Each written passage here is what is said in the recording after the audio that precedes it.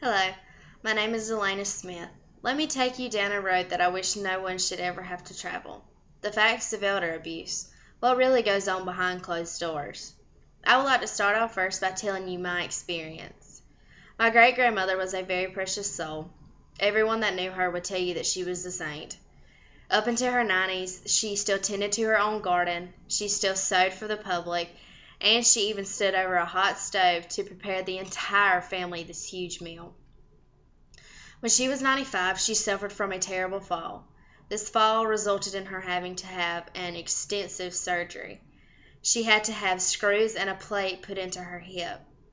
Of course, when you get older, your skin thins out and you can feel a lot more than you used to could. Well, when she was at home and she would be sitting in her chair trying to relax, she could feel the screws and the plate digging into her.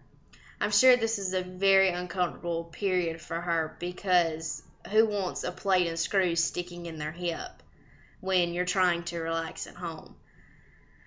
The family and I got together and we discussed that she needed a nurse to sit with her at all times to prevent any more falls from happening and to simply help her with her daily activities.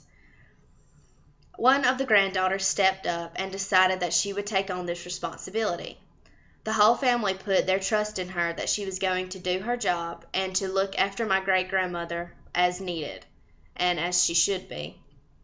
So, come to find out, we would go visit my grandmother often, and when we did, we noticed that she would beg us not to leave her. We didn't think anything of it because she lived alone and we just thought she liked the company. Well, months after that, we would notice little things such as bruises up and down her arms. We noticed that her front tooth was chipped, and we noticed that her glasses were broken. She had made comment to money being missing from her wallet as well. What really hit us the most was the money. We didn't think much of the broken glasses and the chipped tooth because when we asked my great grandmother about it, she told us that she did it herself or she didn't remember doing it, but it must have happened when she was eating or she must have sat her glasses somewhere where somebody sat on them. She would try to come up with excuses and you could tell she was not telling us the full truth. After my grandmother had passed, we decided that we wouldn't think anything more about it because she was gone and she couldn't tell us what was really going on. Come to find out, the granddaughter finally came forth and confessed to abusing my grandmother. I cannot tell you the pain that the whole family felt through this, and I myself am still dealing with this today. And it's not something that I would ever wish on anybody's family. It's a very hard thing to deal with. It's a very hard thing to overcome, and it's a very hard thing to forgive. I would like to share some facts about elder abuse.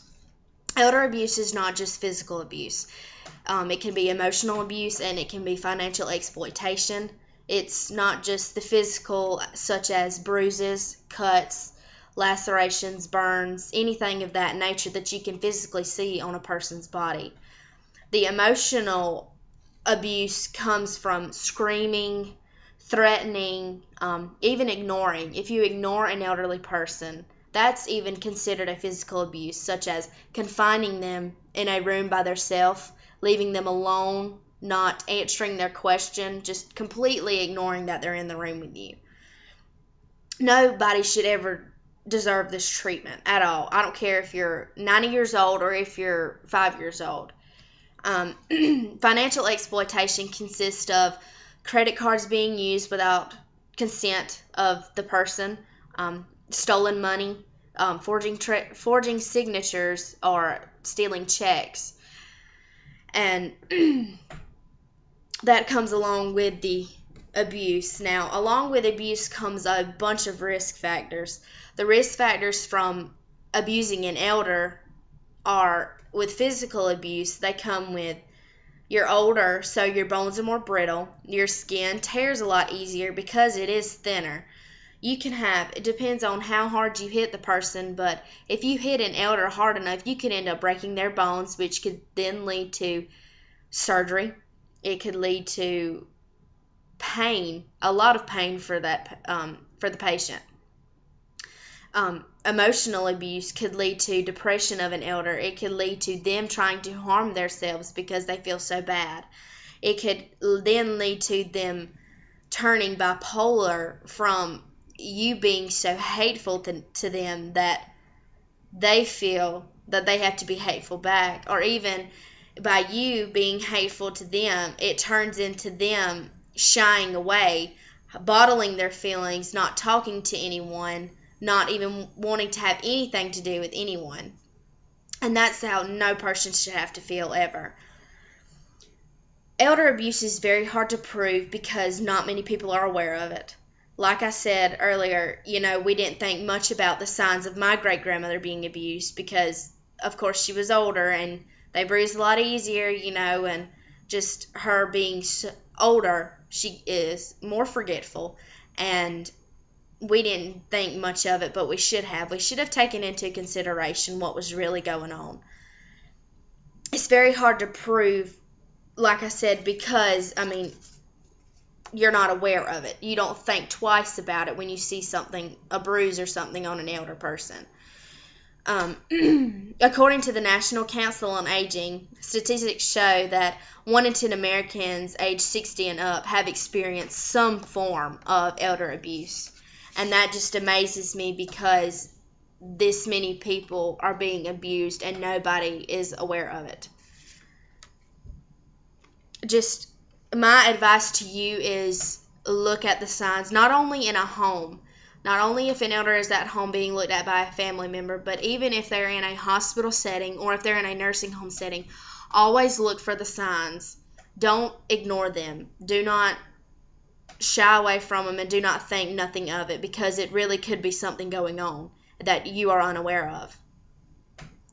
If they are very shy acting, if they are scared when you walk through the room, or if you're never left alone with them, then you might want to take into consideration that something's going on here, and I would try to dig to the bottom of it.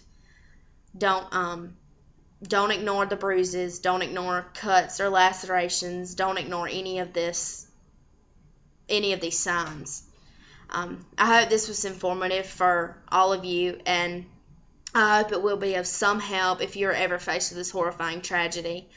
I hope you will recognize the warning signs, and this will allow you the opportunity to stop the abuse before it begins. Thank you.